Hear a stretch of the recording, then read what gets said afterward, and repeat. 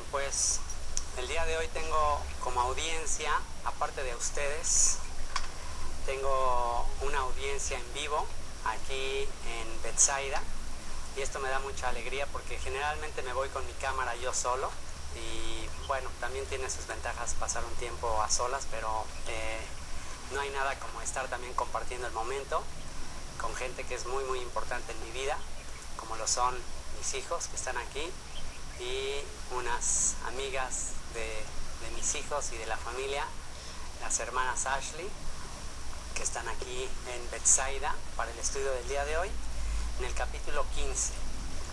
Vamos a titular este estudio El misterio de los judíos e Israel. Así vamos a titular este estudio, El misterio de los judíos e Israel.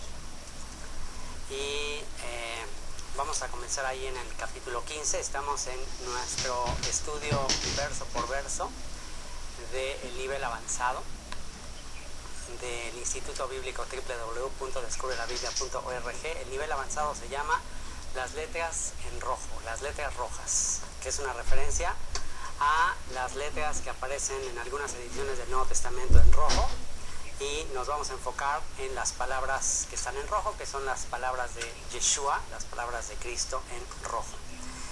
Dice ahí en el capítulo 14,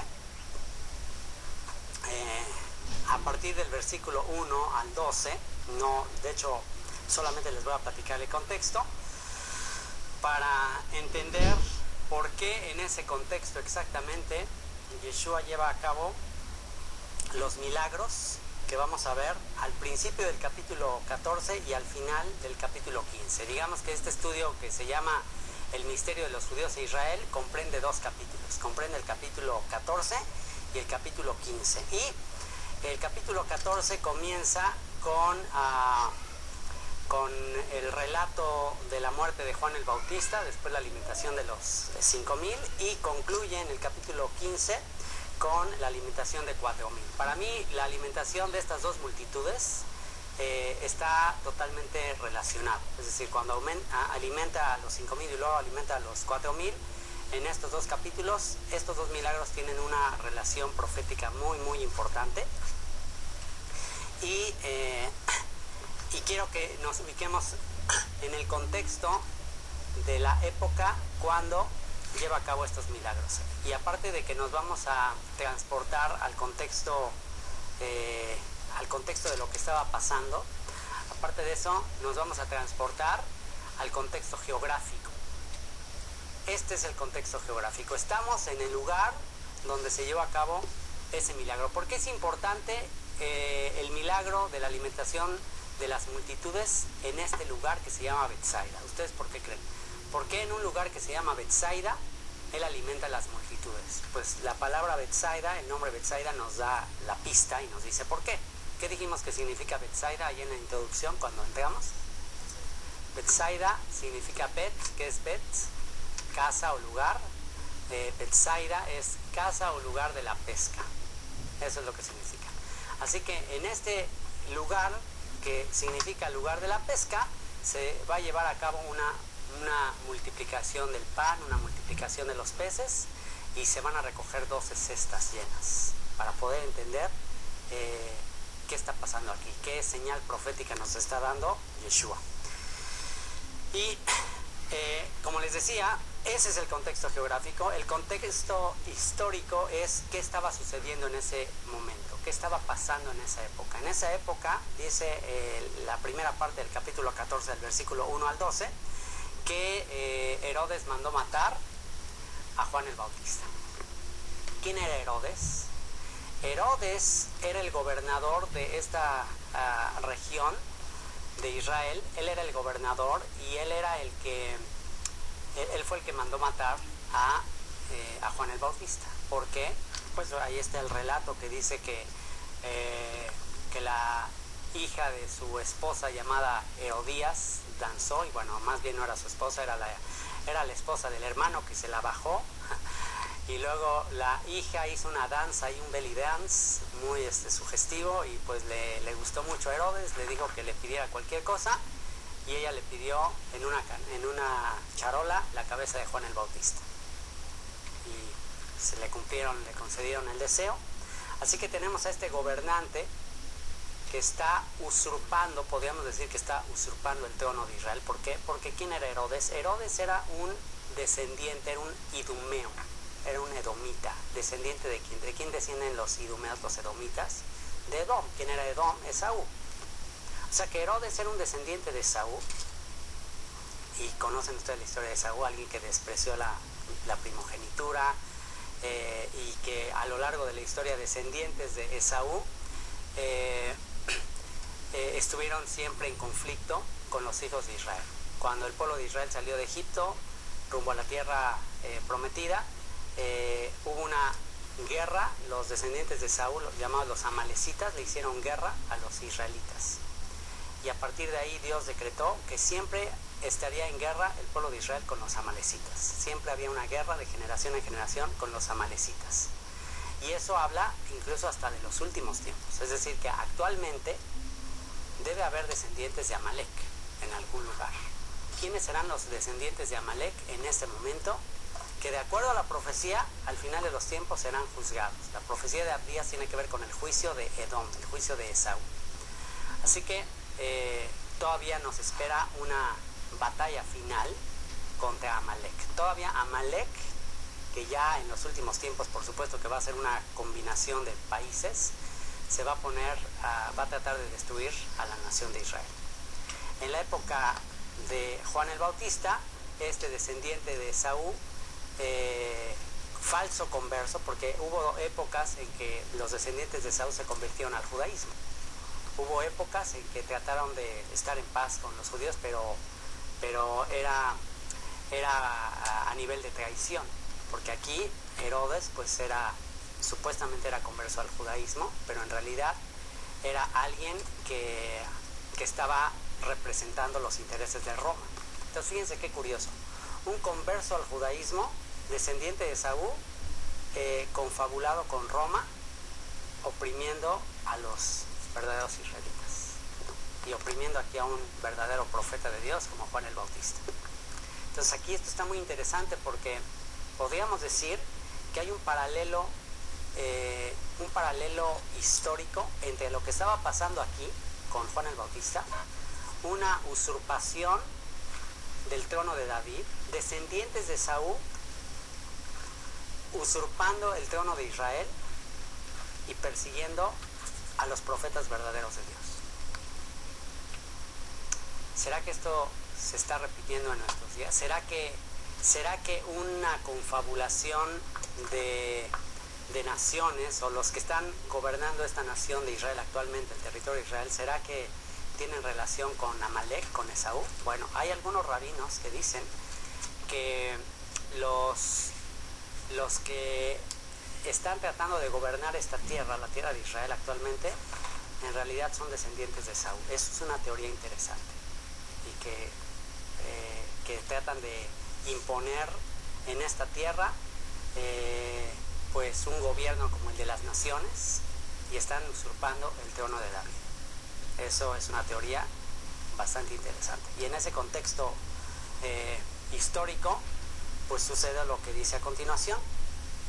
Dice que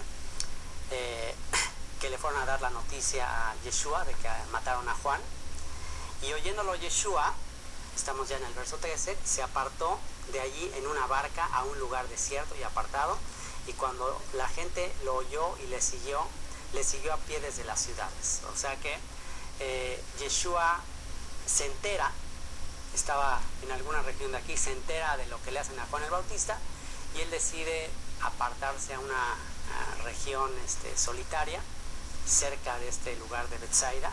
Se aparta de ahí, y dice que cuando la gente lo oyó, le siguió a pie desde las ciudades.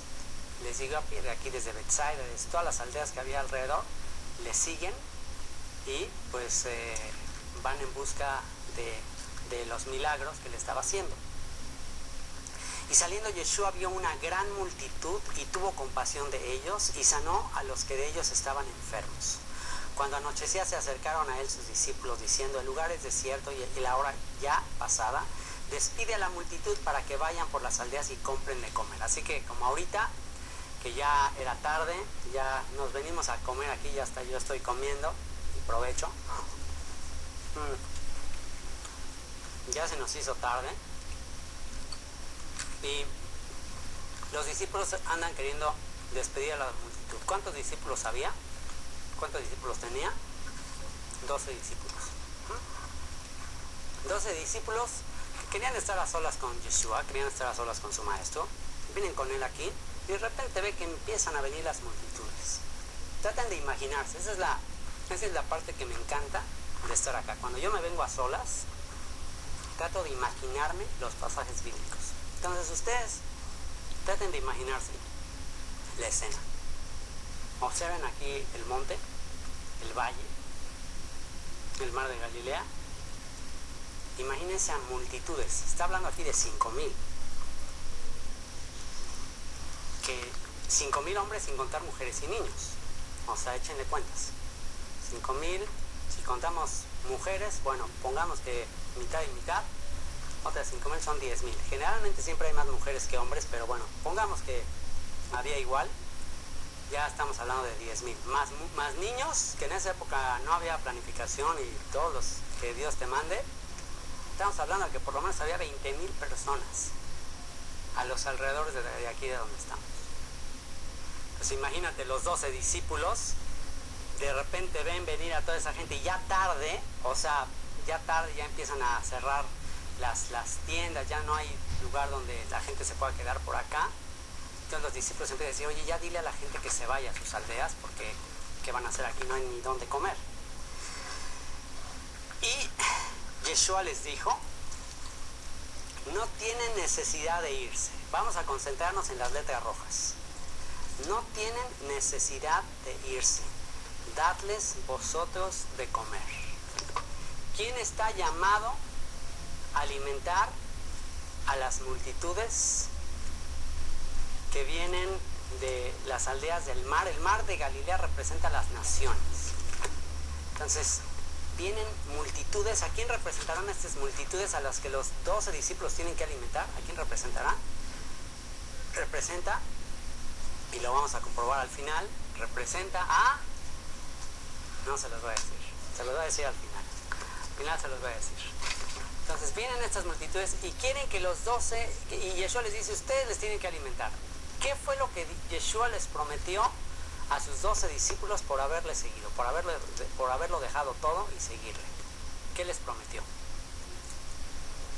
¿Quién recuerda? Le preguntaron, cuando te sientes en tu reino, o sea, nosotros lo dejamos todo por seguirte, ¿cuál es la recompensa que vamos a tener?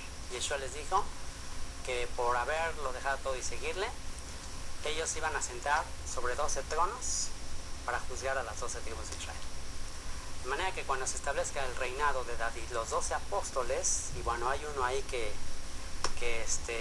fue descalificado, que fue Judas, y que en su lugar echaron suertes, y dice en el libro de los Hechos que la suerte cayó para un hombre llamado Matías, pero yo la verdad me inclino más a que ese 12º apóstol, me inclino más a que fue el apóstol Pablo, y que ahí los apóstoles se precipitaron al echar unos volados a ver quién sustituía a Judas. Esa es mi teoría. Ahí hagan sus apuestas. ¿Ustedes quién creen que será el 12º apóstol el que sustituya a Judas? Eso ya ustedes lo comprobarán cuando estemos ahí.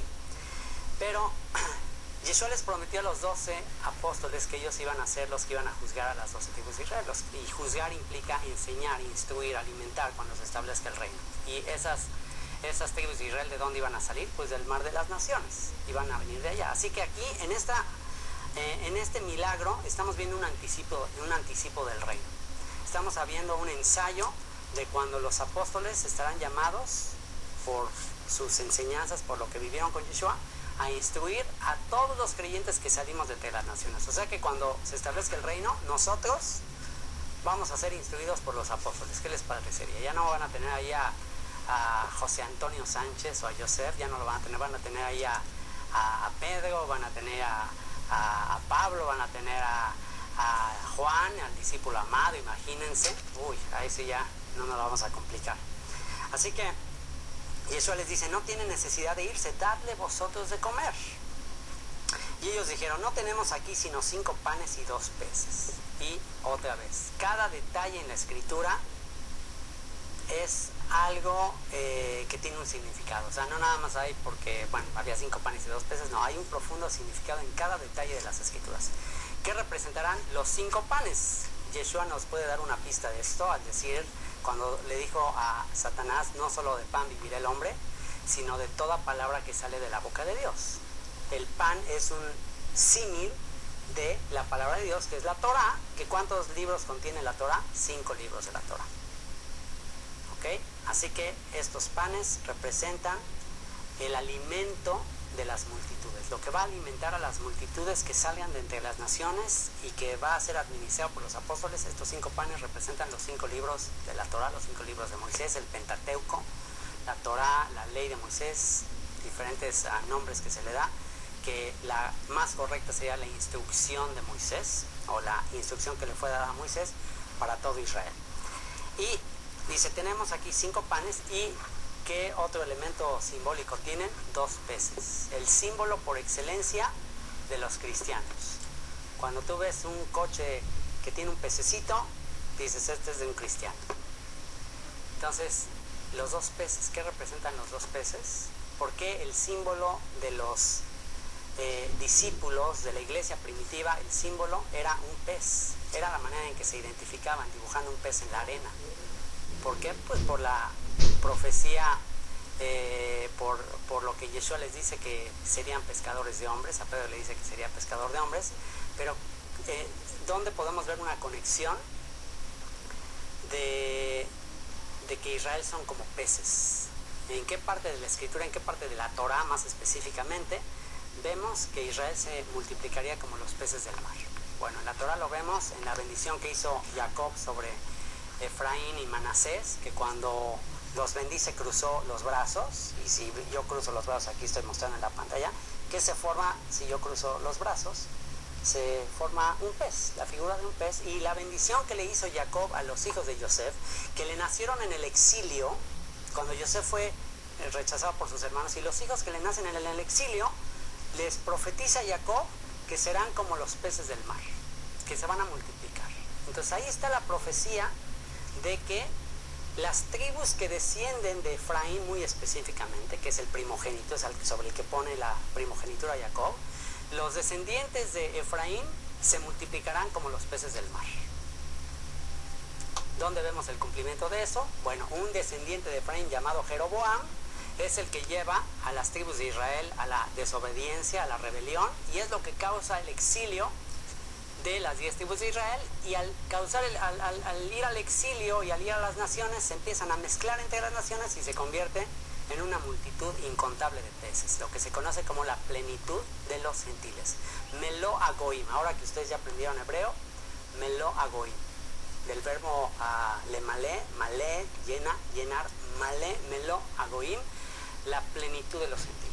A ese término se refirió Pablo en su carta a los Romanos cuando habló de que el misterio de Israel era la plenitud de los gentiles. La plenitud de los gentiles, Israel, la semiente de Abraham, la semilla de Abraham, el esperma de Abraham, va a llenar toda la tierra. Así que cuando Jacob hace esa bendición y profetiza que los descendientes de Efraín se van a multiplicar, bueno, pues después lo vemos en los libros de los reyes, que un descendiente de Efraín llamado Jeroboam lleva a Israel a la desobediencia, y la desobediencia fue aún para bien. Aún la desobediencia de Israel trajo consecuencias positivas a la larga. ¿Cuál? Que Dios usa la desobediencia de Israel para llevarlos a las naciones, multiplicarlos, y ya que se multiplica, entonces lanza las redes y los va a traer de regreso. Y en Jeremías capítulo 16 se habla de un segundo éxodo, que el segundo éxodo ya no nada más va a ser de Egipto, sino el segundo éxodo será de todas las naciones.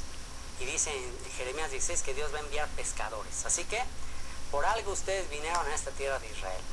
Por eso es muy importante que entiendan el misterio de los judíos de Israel, porque cuando regresen a los países donde por alguna razón muy específica e importante Dios nos hizo nacer, Dios nos equivocó al permitir que naciéramos en México. Dios nos equivocó, por algo nacimos en México, por algo la gente que me está viendo nació en Estados Unidos, en Canadá, en Guatemala, en Venezuela. O sea, no fue un error haber nacido donde nacimos. Eso fue un plan específico de Dios. ¿Para qué? Para que ahí en las naciones donde estamos, ahí, en el momento que se nos revele este misterio de los judíos de Israel, nos convirtamos en pescadores de hombres. Porque Jeremías 16 dice que vendrá un éxodo, ya no de Egipto, sino de todas las naciones a donde fue Israel. Y dice, y enviaré pescadores, y los pescarán. Así que aquí estamos viendo en este milagro una señal profética, un milagro en relación con esto que ha de suceder. 5 panes, ¿con qué los vamos a pescar? Con los 5 panes. Tenemos que enseñar la Torá, la palabra de Dios a las multitudes. ¿Y quién va a llevar a cabo esta alimentación?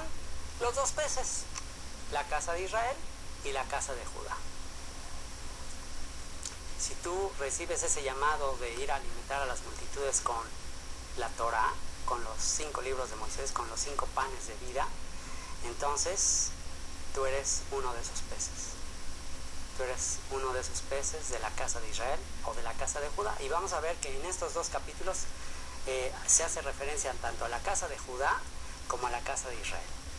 Porque ambas casas están mezcladas entre las naciones. Actualmente no podíamos saber así a ciencia cierta quién es de la casa de Israel y quién es de la casa de Judá. Solo Dios lo sabe. Aunque nos hagamos pruebas de DNA, de genética, no sabemos a ciencia cierta. Eso es algo que Dios sabe exactamente quién es de qué tribu. Y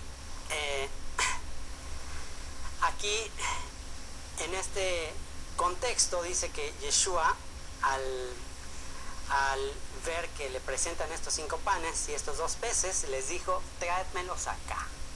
Tráedmelos acá. Yeshua está a punto de alimentar a las multitudes por medio de 2 peces y por medio de 5 panes. Traédmelos acá. Traigan los 5 panes, traigan los 2 peces, porque los voy a usar para alimentar a las multitudes. Tráiganlos para acá. ¿Estás escuchando esto que me estás viendo tú hoy en video? ¿Están escuchando? Tráeme a los 2 peces y tráeme los 5 panes, porque con esto voy a alimentar a las multitudes incontables.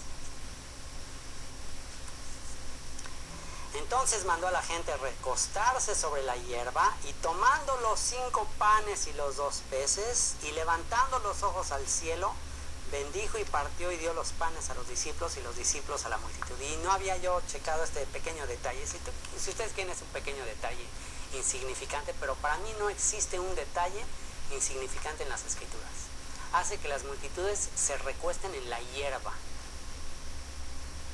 ¿Será que esto es un detalle insignificante? Multitudes recostados en la hierba. De acuerdo al profeta Isaías, el profeta Isaías usó el símil de la hierba. Dijo, ¿qué dijo acerca de la hierba? Isaías lo dijo y después Pedro lo repite. Exactamente. Entonces pónganse a pensar, multitudes que salen del mar, que están tendidos en la hierba sécase la hierba, marchítase la flor, pero la palabra de Dios permanece para siempre. Entonces tienes aquí un montón de gente como hierba. Y eso dijo el profeta Isaías, todos ustedes son como hierba. Así la hierba se seca, pero la palabra de Dios permanece para siempre. Y el apóstol Pedro fue más allá al decir, y esta es la palabra que por el Evangelio os ha sido anunciada. O sea que Pedro todavía especifica más que lo que va a hacer que tú y yo dejemos de ser como hierba y permanezcamos para siempre es la palabra de Dios, que vive y permanece para siempre, que es la Torá, y esa es la Torá que fue anunciada por medio del Evangelio. O sea que el Evangelio es la proclamación de la Torá a las naciones. Eso es el Evangelio. Si no se está predicando la Torá a las naciones, entonces eso no es un falso evangelio, ese es otro evangelio diferente del que habla Pablo en su carta a los Gálatas. Así que se recuesta la gente sobre la hierba, y tomando los 5 panes y los 2 peces, y levantando los ojos al cielo, bendijo y partió y dio los panes a los discípulos y los discípulos a la multitud. Y comieron todos y se saciaron y recogieron lo que sobró de los pedazos, 12 cestas llenas. A ver si ahora sí ustedes pueden responder la pregunta que les hice. de estas multitudes a quién representan. Si lo que sobró, se alimentaron todas las multitudes, se saciaron y todavía quedaron sobras, y de las sobras llenaron, ¿cuántas canastas? 12 cestas llenas, 12 cestas llenas de lo que sobró de la alimentación a las multitudes. O sea que estas multitudes, ¿a quién representarán? A las 12 tribus de Israel. Ahí están las 12 tribus de Israel. Y los que comieron fueron como 5,000 hombres, sin contar las mujeres y los niños. ¿De dónde vienen los niños? De las mujeres. O sea, 5,000 hombres, pero mujeres y niños son incontables. Entonces ahí se cumple la profecía dada a Abraham: tu descendencia será incontable como las estrellas en multitud. Enseguida, Yeshua hizo a sus discípulos entrar en la barca e ir delante de él a la otra ribera, entre tanto que él despedía a la multitud. O sea que, bueno, estaba aquí y una vez más, como vimos allá a la entrada, desde aquí es de donde se le vio. Aquí atrás están ustedes viendo el mar de Galilea. Desde aquí es de donde se le vio que sus discípulos partieron de aquí, la barca. Recuerden, este era un lugar pesquero, Betsaida, casa de la pesca. O sea que en la casa de la pesca, en el lugar de la pesca, se pesca a todas estas multitudes que representan a las 12 tribus de Israel y que son un anticipo de la pesca que vendrá en los últimos tiempos. Y aquí, Yeshua, otra vez, ¿ustedes creen que así nada más se le ocurrió? Bueno, pues pásense a la otra ribera, súbanse a la barca y váyanse al otro lado. ¿Ustedes creen que nada más se le ocurrió eso? ¿O aquí va a llevar a cabo un milagro que tiene relación con el misterio del que estamos hablando? ¿Ustedes qué creen? Vamos a ver lo que dice. Despedida la multitud, subió al monte a orar aparte. Despedida la multitud, subió al monte a orar aparte, y cuando llegó la noche estaba allí solo.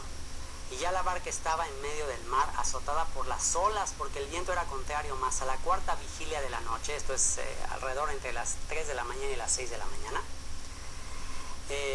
Yeshua vino a ellos andando sobre el mar. O sea, imagínense, entre las 3 y las 6 de la mañana andan ellos, él los está observando y van en la barca. Desde aquí se pueden observar barcos que pasan por ahí y ve que van ahí como a la mitad, y en eso Yeshua empieza a caminar sobre el agua. Y los discípulos, viéndole andar sobre el mar, se turbaron diciendo: un fantasma, y dieron voces de miedo. Así que despide la multitud, pero manda primero a sus discípulos y luego él se queda a orar. ¿Qué habrá orado? ¿Qué habrá orado Yeshua después de la alimentación de esta multitud? ¿Ustedes qué creen que habrá orado? Y luego manda a sus discípulos, y los discípulos están en plena tempestad, y ahí Yeshua los está observando nada más, como están ahí en medio del mar, y él los está observando y está orando. ¿Ustedes qué creen que estará orando él en ese momento? ¿Qué se imaginan? ¿Cuál será la razón o sea, específicamente, cuál será el tema de su oración? Mientras él está viendo a sus discípulos ahí en el mar, y él va a ir a caminar sobre las aguas.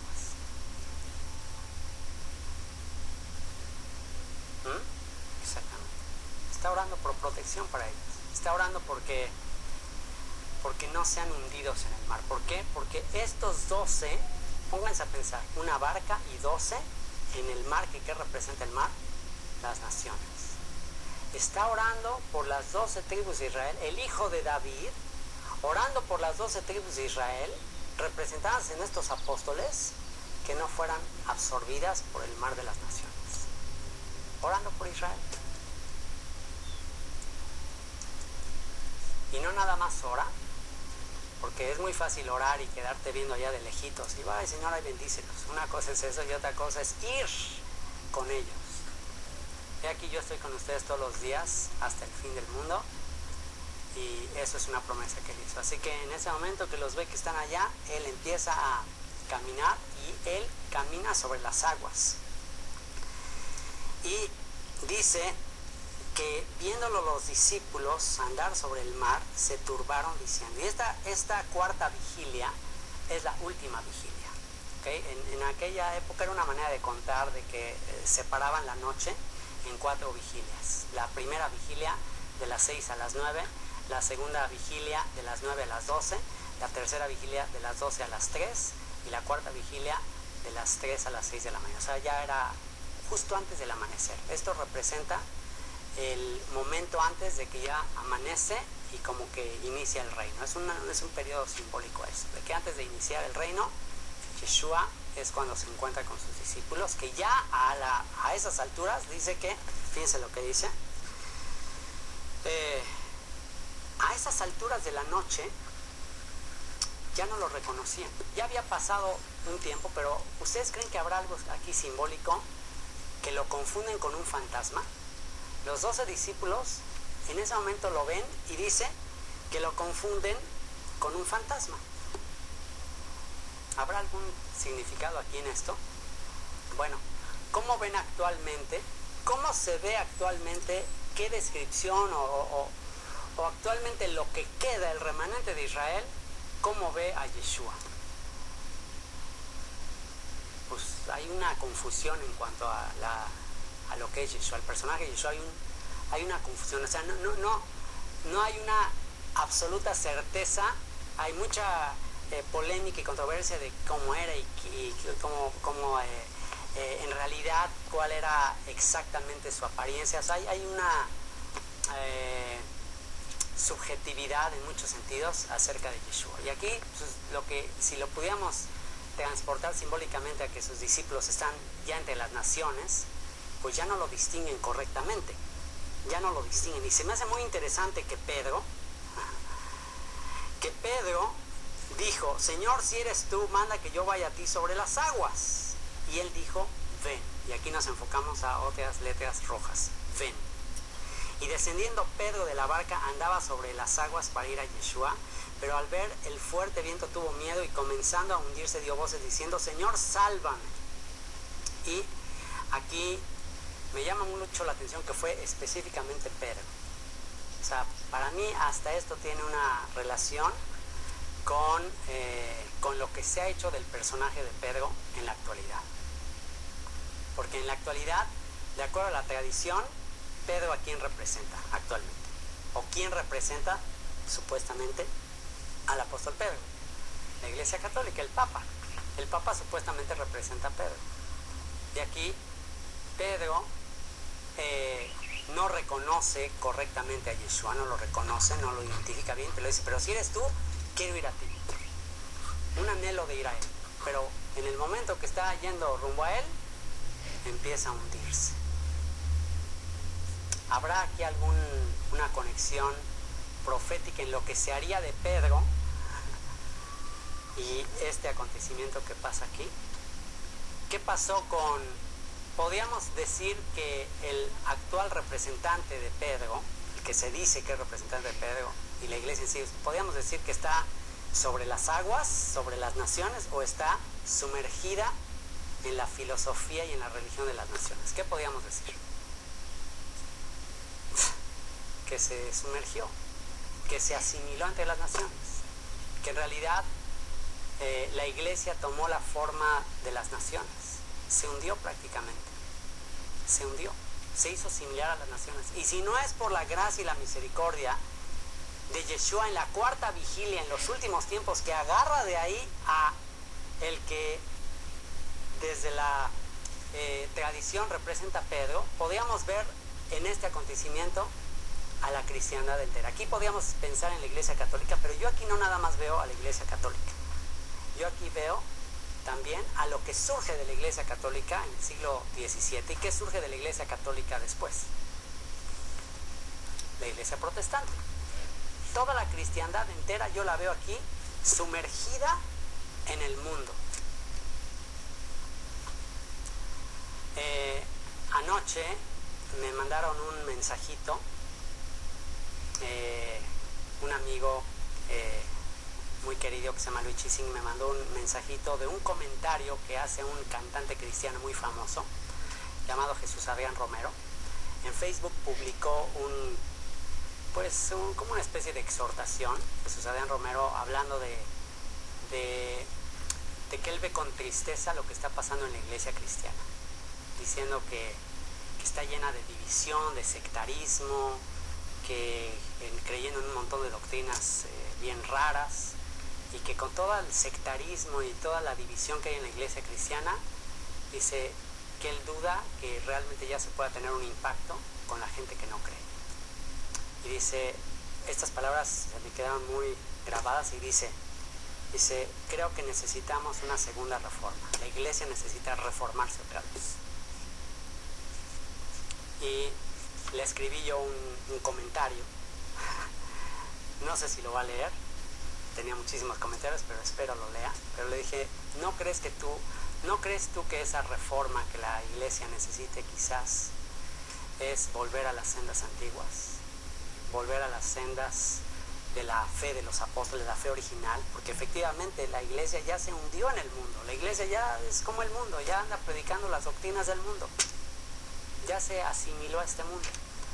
Y bueno, pues le dejé ahí dentro de los comentarios, le dije, bueno, pues te dejo una página web, www.descubrelalabiblia.org. En alguna ocasión que fuimos a un concierto de él, personalmente le dimos un CD de Gálatas, y le dije, un día yo te di un CD, pero seguramente has de recibir miles de CDs y quizás ni lo viste, pero pues aquí te dejo una página, chécala. A lo mejor en esta página está el tema de la reforma de la que tú estás hablando. A lo mejor estamos en el mismo sentir y ambos queremos una reforma.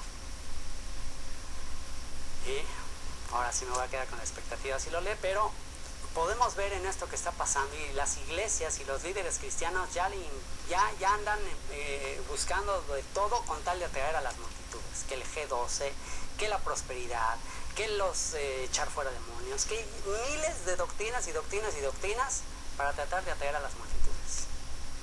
Pero, ¿qué ha sucedido con todo eso? Se hunde más en el mundo. Y aquí al representante, al que se le dice el representante de todo eso, cuando está a punto de hundirse, dice, pero al ver el fuerte viento tuvo miedo, y comenzando a hundirse dio voces diciendo, Señor, sálvame. Al momento Yeshua, cuando ya está hundiéndose, y aquí podíamos ver a toda la cristiandad hundiéndose. Aquí podemos ver lo que quedó del mensaje de los apóstoles hundiéndose en el mar de las naciones, en la filosofía de las naciones, en las religiones de las naciones, hundiéndose. Y Yeshua, en su misericordia, esto es lo que va a hacer en los últimos tiempos. ¿Y cómo podemos saber que esto es lo que va a hacer Yeshua con aquellos que están sumiéndose ahí? ¿Cómo podemos saber? Porque Él permanece fiel, aunque nosotros seamos infieles. Porque yo estoy aquí como testigo de que me sacó de ahí. Y yo creo que ustedes también salieron del mar cuando solamente clamaron diciendo, no te reconozco, pero sal. Y ahí te saca. Y al momento Yeshua, extendiendo la mano, asió de él y le dijo, hombre de poca fe, ¿por qué dudaste? Hombre de poca fe, ¿por qué dudaste? Y aquí me quiero detener un momento para clamar y orar, porque esta frase en rojo, hombre de poca fe, ¿por qué dudaste?, dicha al representante tradicional de la cristiandad, pueda impactar a todos los que están identificados con este sistema. Hombre de poca fe, ¿por qué dudaste? ¿Qué significa fe? La palabra fe es emuná, fidelidad a la Torah, fidelidad a las promesas. ¿Cuál es la promesa más importante dada al pueblo de Israel? Si ustedes me obedecen, si ustedes obedecen mis mandamientos, ustedes serán mi especial tesoro entre todas las naciones. Ustedes van a ser una nación santa, un reino de reyes, de sacerdotes, de gente santa. Ustedes van a ser un pueblo especial. Ustedes van a ser diferentes a todas las naciones. Pero ¿cuál fue la tendencia siempre del pueblo de Israel? La tendencia siempre fue, no, queremos ser como las naciones. De manera que aquí esto es una señal profética de que aún los apóstoles y todo lo que desciende de los apóstoles seguirían con la misma tendencia al pueblo de Israel de hundirse entre las naciones y de que les falte la fe de haberse mantenido separados, apartados, consagrados como el pueblo del pacto, como el pueblo fiel a los mandamientos. Y a ese pueblo que se está hundiendo entre las naciones, a esos millones de cristianos que se están hundiendo entre las naciones, que nos estamos asimilando entre las naciones, que nos hemos asimilado entre las naciones, a esos Yeshua en su misericordia nos saca de ahí y nos dice: hombres, mujeres de poca fe, ¿por qué dudaron? ¿Por qué dudaron? ¿Por qué dejaron de cumplir su propósito? ¿Por qué se asimilaron? ¿Por qué quisieron parecerse a los del mundo? ¿Por qué? ¿Y cuál es el contexto en el que está viniendo este pasaje? ¿Con qué inició el capítulo 14? ¿Con qué inició? ¿Con qué iniciamos este estudio? Con Juan el Bautista, con alguien llamado Herodes, que era un converso de Esaú, un idumeo, un usurpador del trono. Y estamos llegando aquí al cierre de este capítulo con los 12 discípulos que están hundiéndose en el mundo. ¿Qué conexión habrá entre este Herodes y la muerte de Juan el Bautista y todo esto y este acontecimiento? Bueno, ¿por qué razón la iglesia se quiso parecer al mundo?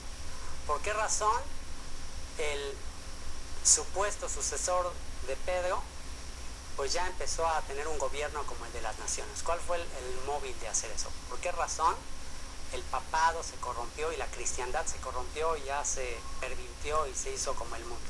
¿Por qué razón? Por el afán, por el poder, por las riquezas. El afán por el poder y las riquezas, y ahí por eso está sumergido ahí las 12 tribus de Israel, ahí mezcladas entre el mundo. Pero de ahí, si tan solo tenemos una vez más fe, si tan solo dejamos de dudar y tomamos el llamado que hemos recibido de ser una nación especial, una nación diferente, de vivir de acuerdo a los mandamientos, de vivir de acuerdo a la fe, entonces será imposible que nos hundamos. ¿Por qué fue que Yeshua sí pudo caminar sobre el mar? ¿Por qué Él no se hundió? Porque Él es la representación de la obediencia perfecta a los mandamientos. Y si tú obedeces perfectamente los mandamientos, es imposible que el mundo te absorba. El mundo te va a absorber cuando desprecies los mandamientos. Los mandamientos fueron dados para apartarnos, para consagrarnos, para hacernos personas especiales, diferentes. Pero en el momento que los empiezas a menospreciar, empiezas a ya no darles tanta importancia, entonces el mundo te va a absorber. Ahora, si Pedro es el representante de la cristiandad, donde están las 12 tribus de Israel y más específicamente las 10 tribus del norte, la plenitud de los gentiles, y de ahí el milagro de la pesca y todo esto, si Pedro representa a la plenitud de los gentiles, a la multitud que está ahí mezclada entre las naciones, ¿dónde se encontrará o cuál será la situación más específica de la casa de Judá? ¿Cuál será la situación de la casa de Judá? Bueno, también para la casa de Judá hay un pasaje con el que vamos a terminar, que está en el capítulo 15, a partir del versículo 1, dice: entonces se acercaron a Yeshua ciertos escribas y fariseos de Jerusalén, diciendo: ¿por qué tus discípulos quebrantan la tradición de los ancianos? ¿Por qué no se lavan las manos cuando comen pan? Entonces, por un lado están las tribus de Israel mezcladas en el cristianismo, hundidas en el mundo, pareciéndose a las naciones, y por otro lado está la casa de Judá, identificados con Jerusalén. ¿Y qué está haciendo la casa de Judá mientras los cristianos, la casa de Israel, están hundiéndose, que dudaron, dejaron la fe? ¿Qué está pasando con la casa de Judá? ¿Creen que la casa de Judá se comportó de manera diferente? Vamos a ver. Entonces se acercaron a Yeshua ciertos escribas y fariseos de Jerusalén, diciendo: ¿por qué tus discípulos quebrantan la tradición de los ancianos? ¿Por qué no se lavan las manos cuando comen pan? ¿Qué está haciendo Judá mientras Efraín, mientras las tribus de Israel están mezcladas entre las naciones en el cristianismo? asimilándose entre las naciones. ¿Qué está haciendo la casa de Judá? Están haciendo énfasis en las tradiciones. Aquí le dicen a Yeshua, ¿por qué tus discípulos quebrantan la tradición de los ancianos porque no se lavan las manos cuando comen pan? Respondiendo él les dijo, ¿por qué también vosotros quebrantáis el mandamiento de Dios por vuestra tradición? Porque Dios mandó diciendo, honra a tu padre y a tu madre, y el que maldiga al padre o a la madre muera irremisiblemente. Pero vosotros decís, cualquiera que diga a su padre o a su madre, es mi ofrenda a Dios todo aquello con que pudiera ayudarte, ya no ha de honrar a su padre o a su madre. Así habéis invalidado el mandamiento de Dios por vuestra tradición. Hipócritas, bien profetizó de vosotros Isaías cuando dijo, este pueblo de labios me honra, mas su corazón está lejos de mí, pues en vano me honran, enseñando como doctrinas mandamientos de hombres. ¿Qué está haciendo la casa de Judá? La casa de Judá está aferrándose a tradiciones de hombres. ¿Por qué tus discípulos no se lavan las manos de esta manera? Ese es el tema de estas palabras en rojo. Y voy a pedir aquí a mi hija, Eli, ¿me puedes pasar un libro que está ahí en mi maleta, por favor? Y para que entiendan un poco esto de lavarse las manos, de dónde viene esa tradición, y por qué Yeshua les dice, bien habló de ustedes Isaías, este pueblo de labios me honra, mas su corazón está lejos de mí.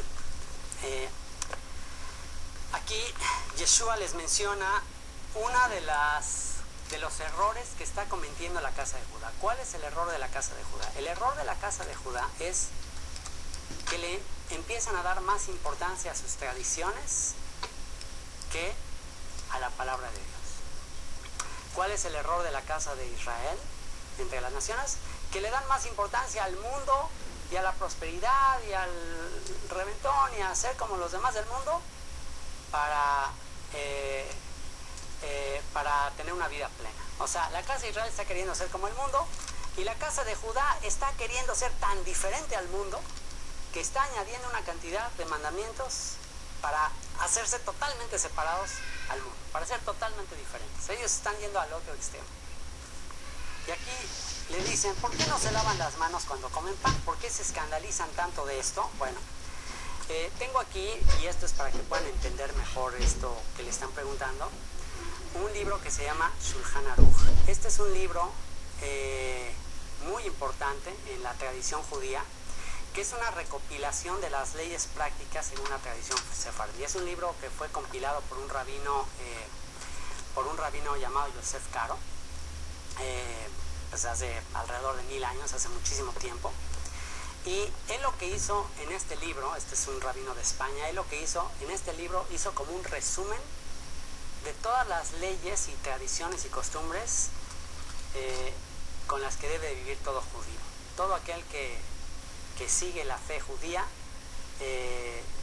debe seguir este conjunto de costumbres, de observancias de la Torah. Esta es la manera de observar o de vivir de una manera judía. Y aquí en este libro, para que no tengas que ir a buscar entre volúmenes y volúmenes y volúmenes de libros de tradición oral, pues él en un libro hizo todo el resumen.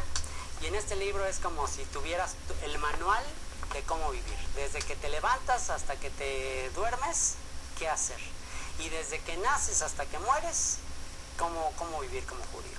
Y aquí hay una referencia a este tema del lavado de manos, que se llama Netilat Yadayim en hebreo. Y fíjense lo que dice. Y fíjense cuál es el origen de este tema de lavarse las manos, ¿no? ¿Dónde está esto? ¿De dónde dice en la Torah que hay que llevar a cabo un lavamiento de manos antes de comer pan? O sea, se escandalizaron cuando vieron a los discípulos de Yeshua que tomaban pan, no comían, y antes de hacer eso no llevaban a cabo un lavamiento ritual. Se escandalizaron. ¿Ok? ¿Perdón?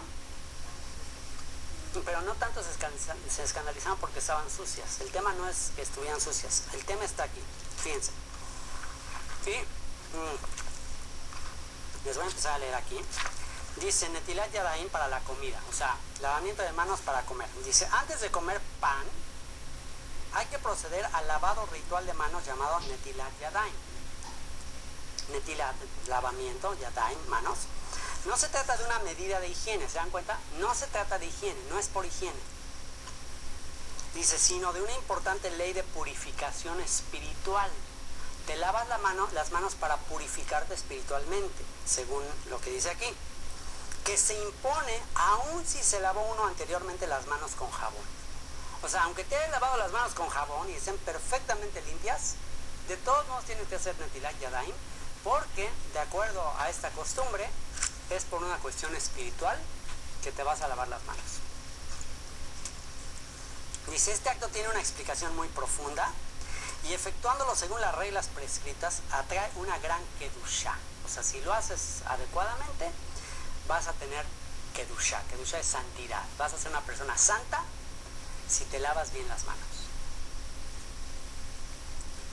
Y una gran verajá. Vas a también tener una gran bendición. El desprecio a esta ley es considerado como una grave ofensa a la Torah. ¿Se dan cuenta? El desprecio a esta ley es considerado como una grave ofensa a la Torah, al texto escrito. Pero aquí uno se preguntaría, ¿a la Torah? O sea, ¿en qué parte ofendo a la Torah si no me lavo las manos de esta manera? Bueno, hay toda una explicación de por qué se da. Y bueno, dice, la obligación de Netilat Yadayim incumbe a todos, hombres y mujeres. Toda persona sinceramente religiosa debe cuidar que todos los miembros de su familia apliquen escrupulosamente este precepto y que se acostumbren a él desde pequeño. Y estamos hablando de las leyes tradicionales sobre Netilat Yadayim, o el lavamiento de manos, del cual están reclamando a Yeshua que sus discípulos no se lavaban conforme a la tradición de los ancianos.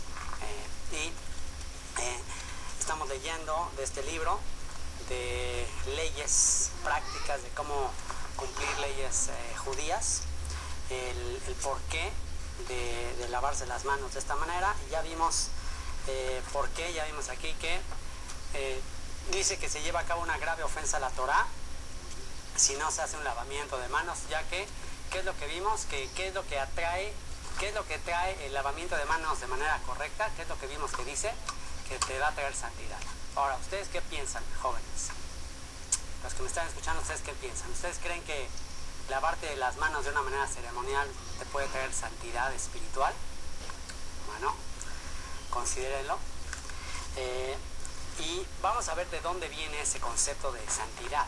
Bueno, lo primero que tiene que hacer todo judío, de acuerdo a la tradición oral, una vez más, al despertarse por la mañana, es a hacer Netilat Yadayim. También en la mañana, al despertarse, no nada más antes de comer, sino al despertarse, se tiene que hacer un lavamiento de manos. Y les voy a leer lo que dice este libro del que les estoy hablando con respecto al lavado de manos en la mañana. Y fíjense por qué dice. Fíjense por qué dice que hay que hacer el lavamiento de manos por la mañana. Dice, como resultado del sueño nocturno que se aparenta en algo a la muerte, o se parece a la muerte, como que el sueño se parece a la muerte, un espíritu de impureza, Ruach Tumá, reside sobre las manos y solo se despega de ellas por medio de su lavado del modo prescrito. Estas nociones, aunque muy complejas, se prestan, sin embargo, a la simplificación siguiente. Y bueno, pues aquí se te da toda una explicación de por qué necesitas tener pureza en las manos, ¿ok? Fíjense lo que dice aquí. Dice, durante el sueño nocturno, el hombre que vive en estado de no creación espiritual es forzosamente invadido por el Ruach Tumá, un espíritu de impureza. Apenas se despierta y se prepara a actuar de nuevo, el Ruach Tumá le abandona, pero se apega, sin embargo, todavía en las manos, como que un espíritu de impureza en la noche, cuando estás dormido, viene sobre ti y en la mañana te despiertas y como que se va, pero todavía se queda un poco en las manos. Y entonces dice, se apega todavía en las manos, puesto que las manos simbolizan la fuerza de ejecución de la acción, la cual no existía durante la noche. Solo el lavado de manos, Netilat Yadayim, efectuado exactamente del modo prescrito, tiene el poder de hacer desaparecer esa impureza. ¿Qué opinan? Bueno, esto es lo que está escrito aquí, ¿ok? Con esto podemos entender la razón por la cual se escandalizaron con Yeshua de que sus discípulos no estaban llevando a cabo esta costumbre, que muy probablemente esta costumbre data de tiempos de Babilonia, de cómo fueron llevados a Babilonia, que aunque hay bases en la Torah para que habla acerca de los lavamientos, pero es un poco diferente, porque en el caso de los lavamientos que hacían los sacerdotes, estos lavamientos se llevaban a cabo después de los sacrificios que se hacían, se lavan las manos, etcétera. Pero aquí está hablando de otra cosa, el lavamiento antes de comer. Y se consideró tan importante hacer el lavamiento de manos que se llegó a decir de que si tú no te lavas correctamente las manos, que es lo que dice, pues entonces un espíritu de impureza reside sobre ti. Entonces eso es lo que le están cuestionando a Yeshua. Entonces vamos a ver de qué manera les contesta Yeshua. Dice, respondiendo él les dijo, ¿por qué también vosotros quebrantáis el mandamiento de Dios por vuestra tradición? Aquí le está diciendo, ustedes están poniendo por encima de la ley, están poniendo por encima de lo que está escrito su tradición. Y les da un ejemplo de eso. ¿Qué ejemplo les da? El ejemplo de la honra a tu padre y a tu madre. Dice, está escrito, honra a tu padre y a tu madre, y el que maldiga al padre o a la madre muere irremisiblemente. Bueno, hay dos mandamientos en relación a los papás en la Torah. Un mandamiento positivo y un mandamiento negativo. ¿Cuál es el mandamiento positivo? El mandamiento positivo es hacer algo por tus papás. ¿Qué hay que hacer por tus papás? Honrar a tus papás. Honra a tu padre y a tu madre, tiene que ver con respeto, tiene que ver con incluso con ayuda y sostenimiento en caso de que lo lleguen a necesitar. ¿Ok?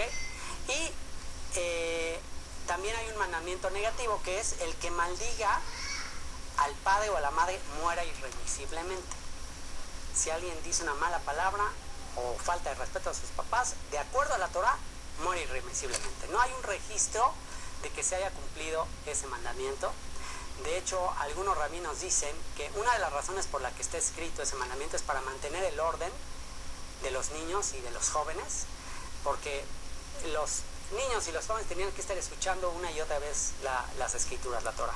Entonces, si un niño o un joven escuchaba de parte de los líderes de la comunidad, el que maldiga a su padre y a su madre, lo apedreamos, lo matamos entre todos, era como para que los jóvenes dijeran, ay, en la Torah esto está grueso, o sea, la ley está gruesa, cuidadito con faltarle el respeto a los papás. Sin embargo, ambos mandamientos, tanto el positivo como el negativo, de acuerdo a la tradición, se suavizaron o incluso se sustituyeron. Por ejemplo, el mandamiento de honra a tu padre y a tu madre se sustituyó por el de que dice aquí, pero vosotros decís, cualquiera que diga a su padre o a su madre, es mi ofrenda a Dios todo aquello con que pudiera ayudarte, ya no ha de honrar a su padre o a su madre, así habéis invalidado el mandamiento de Dios por vuestra tradición. ¿Qué es lo que hicieron? Mira, ok, se te puede disculpar el mandamiento de honrar a tus papás, incluso sosteniéndolos, trabajando para ellos. Si tú vienes a trabajar al templo, una persona que se dedicaba al templo, iba a trabajar al templo, de acuerdo a la tradición de estos líderes, decían, bueno, tú ya estás exento de cumplir el mandamiento de honrar a tus papás, porque pues ya estás sirviendo en el templo. Esto sería el equivalente actualmente a que te digan, ¿sabes qué? Mira, tus papás te necesitan, pero déjalos, abandónalos y tú ve y sigue el ministerio. Al fin que ya con eso está por encima de honrar a los papás. Entonces, pues a ese grado se llegó. El mandamiento de maldecir, de no maldecir a los papás, también se suavizó diciendo, si alguien maldice a su padre o a su madre, traiga una ofrenda y ya con eso quitamos la ofensa. Entonces, ahí estuvo muy grave lo que hicieron, porque pusieron por encima una tradición de lo que está escrito en la Torah. Por eso Yeshua les dice, hipócritas, bien profetizó de vosotros Isaías cuando dijo, este pueblo de labios me honra, mas su corazón está lejos de mí, pues en vano me honran enseñando como doctrinas mandamientos de hombres. Y llamando así a la multitud les dijo, oíd y entended, no lo que entre en la boca contamina al hombre, mas lo que sale de la boca, esto contamina al hombre. Así de simple. Aquí ya Yeshua aclara lo que leemos en este libro. Entonces, una de dos. O seguimos lo que dice en este libro, que dice que vas a tener santidad si te lavas las manos y que te vas a evitar de que entre impureza, o lo que aquí dice Yeshua, diciendo no, la impureza, la maldad, la contaminación no entra de afuera, la impureza sale del corazón. Aquí es lo que dice Yeshua. No lo que entra en la boca contamina al hombre, mas lo que sale de la boca, esto contamina al hombre. Entonces, acercándose sus discípulos, le dijeron, ¿sabes que los fariseos se ofendieron cuando oyeron esta palabra? O sea, se ofendió, ya les dijo, ¿saben qué? No es por sus cosas rituales que hagan que ustedes van a ser más santos, es por lo que ustedes tienen en el interior. Entonces se ofendieron, llegan los discípulos con Yeshua y le dicen, oye, se ofendieron. ¿Y qué les dice Yeshua? Toda planta que no plantó mi Padre Celestial será desarraigada. Dejadlos. Son ciegos, guías de ciegos. Y si el ciego guiare al ciego, ambos caerán al hoyo. ¿Se dan cuenta cómo lo que... ¿Y qué es un ciego? Un ciego es alguien que no tiene Torah, que no tiene instrucción. Entonces, Yeshua le está diciendo a estos maestros de la ley, aparentemente maestros de la ley, son ciegos. ¿Por qué? ¿Por qué les dice así? Porque en realidad no están viviendo de acuerdo a las escrituras, están viviendo de acuerdo a sus tradiciones. Entonces, Yeshua dice, todo lo que es tradición, todo lo que mi Padre no estableció, va a ser desarraigado. Esto nos muestra que la religión tiene una fecha de caducidad. La religión tiene fecha de caducidad. Lo único que permanecerá será lo que Dios estableció. Por eso tenemos que asegurarnos que lo que vivimos, lo que obedecemos y lo que practicamos, tenemos que tener la seguridad de que está escrito aquí y no nada más es una tradición, una costumbre que nos hayan heredado. Tenemos que hacer un balance de cada uno de los aspectos de nuestra vida para que no caigamos tanto en el error de la casa de Israel, que está asimilada entre las naciones, llenas de costumbres de las naciones, ni tampoco en las costumbres y tradiciones de la casa de Judá, que están haciendo un montón de cosas diciendo que son Torah, pero en realidad no son Torah. Y Yeshua dice, toda planta que no plantó mi Padre Celestial será desarraigada. Respondiendo Pedro le dijo, explícanos esta parábola, o sea, a ver, tú explícanos esto que les dijiste a ellos. Yeshua les dijo, también vosotros sois aún sin entendimiento, ¿no entendéis que todo lo que entra en la boca va al vientre y es echado en la letrina, pero lo que sale de la boca del corazón sale y esto contamina al hombre? Porque del corazón salen los malos pensamientos, los homicidios, los adulterios, las fornicaciones, los hurtos, los falsos testimonios, las blasfemias. Estas cosas son las que contaminan al hombre, pero el comer con las manos sin lavar no contamina al hombre. Y esto es muy importante, el último versículo. Comer con las manos sin lavar no contamina al hombre. Es muy importante ver ese versículo. ¿Por qué? Porque este es uno de los textos que utilizan los cristianos para decir, ya puedes comer de todo. Ya puedes comer ratas, puedes comer cucarachas, puedes comer serpientes, cocodrilos, lo que se te dé la gana, porque lo que entra no es lo que contamina. Pero recordemos el contexto. Yeshua no está hablando de comida, Yeshua está hablando de lavamiento de manos, de esta ceremonia ritual de lavarse las manos. Ahora, aquí viene un principio muy importante y es las leyes dietéticas de la comida, lo que podemos comer y no podemos comer, no fueron dadas con un propósito de espiritualidad o santidad. Puede ser que una persona siga perfectamente las leyes del Levítico y no coma puerco y no coma mariscos y sigue una dieta super kosher y sea más carnal y más viva más de acuerdo al mundo que una persona que come de todo y es una persona más apegada a lo que está escrito. Entonces, las leyes dietéticas no fueron dadas con el propósito de que seas una mejor persona, porque aquí mismo dice, lo que entra se va a la letrina, se va al drenaje. Aún la comida super pura comida se va a la letrina. Tiene otro propósito, de hecho ni siquiera está escrito exactamente por qué. Yo deduzco, algunos otros comentaristas deducen lo mismo, que además de por razones de salud, que se nos dice qué comer y no comer, además de por razones de salud, también se dieron ciertas leyes dietéticas por razón de no tener convivencia con gentes que se comen de todo. Esa es una razón. Y otra razón, para ejercer uno de los aspectos muy importantes que tenemos que desarrollar, que es el dominio propio. Dominio propio. El que todo lo que hagamos siempre tengamos el control de, aunque aún en la comida, aún en algo tan cotidiano que hacemos todos los días, estemos pensando en todo momento en Dios. Que aún aquello que vamos a comer, aunque te mueras de hambre y hay algo que es prohibido, así como Daniel. Imagina los manjares que le ponían a Daniel a sus amigos, pero dijeron, no nos vamos a contaminar con esa comida. ¿Okay? Entonces, ¿ustedes creen que en ese momento estaban ejerciendo el dominio propio? Estaban poniendo por encima de su hambre su deseo de agradar a Dios. Entonces, las leyes dietéticas no necesariamente tienen que ver con un aspecto de espiritualidad, de que bueno, ya eres un ser más espiritual o más santo. Simplemente tienen que ver con aspectos que tenemos que mejorar en nuestro carácter, como el dominio propio. ¿Ok? Pero, ¿cuál es el problema? Pues como en todo se le van agregando mandamientos y mandamientos y mandamientos, hasta que aquí los líderes de Judá en esta época ya habían agregado una serie de mandamientos, como este de lavamiento ritual. Entonces, en resumen, y con esto vamos a terminar. Con esto vamos a terminar